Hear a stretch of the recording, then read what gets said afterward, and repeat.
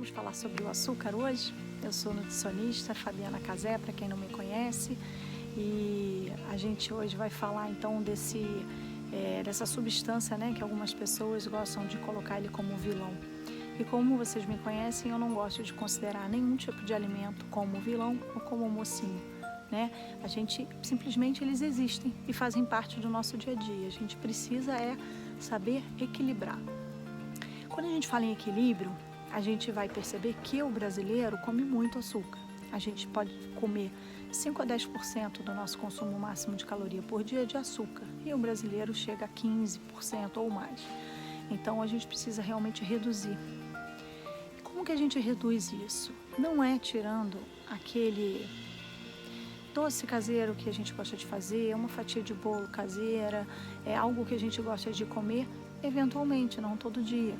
Mas quando a gente tira os alimentos ultraprocessados, aqueles que são feitos, por exemplo, açúcar em caixa, refrigerantes, guaraná natural, mate, produtos já prontos, doces já prontos, cereais, né, que tem no mercado, porque se diz para criança, mas é cheio de açúcar, gelatina, biscoito, isso são alimentos extremamente açucarados.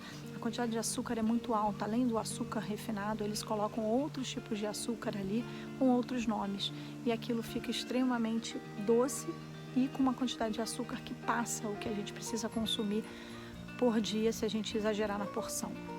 E aí, falando em exagerar, o ideal é nunca exagerar, né? É a gente comer uma fatia de bolo, é comer um pouquinho de doce, é comer o chocolate, mas tentar não comer a barra inteira. Por que a gente está falando isso? Porque o excesso de açúcar já foi provado que ele causa cárie, ele é cariogênico, que ele pode piorar uma criança que já tem uma tendência a ter hiperatividade, isso pode piorar.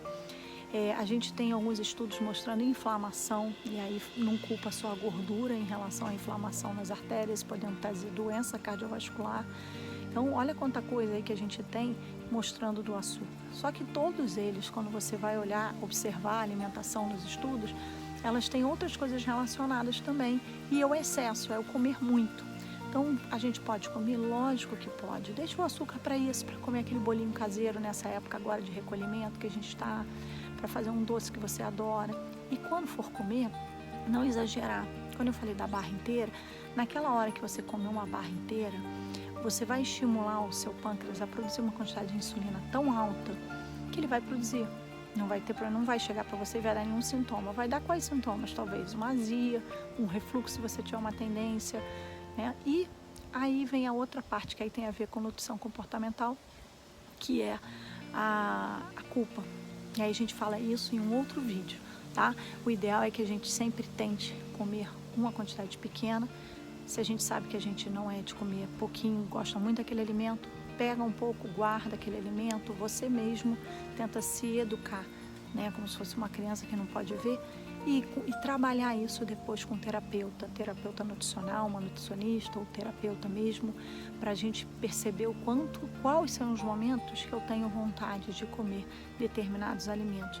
Não se culpe, porque isso é normal para todo mundo. A gente só não pode fazer isso com tanta repetição e tentar identificar. Identificou, fez mal, não é legal fazer? Procura ajuda, que a gente consegue resolver, tá bom?